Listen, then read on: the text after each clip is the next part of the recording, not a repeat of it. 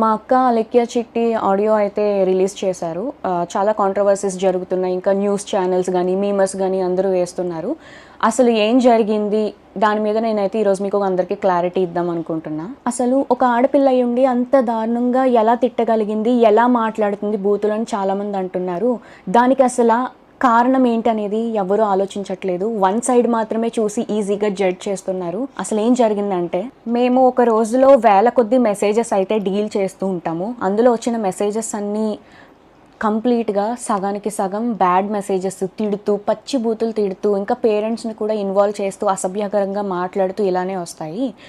ఇలా వచ్చినప్పుడు మేము మ్యాక్సిమం టైమ్స్లో బ్లాక్ చేస్తాము. బాగా ఫ్రస్ట్రేషన్ ఉండి, బాగా ఇంకా చచ్చిపోయేలా తిట్టిన వాళ్ళని మాత్రమే అక్క ఏదైతే ఉందో తను రిప్లై ఇవ్వడం జరిగింది. కానీ ఇక్కడ జరిగిన మిస్టేక్ ఏంటంటే, ఒక పర్సన్కి తిట్టిన పర్సన్కి కాకుండా వేరే కింద చాట్ ఉంటే ఆ చాట్లో ప్రెస్ అయిపోయి బై మిస్టేక్గా అతనికి వెళ్ళిపోయింది.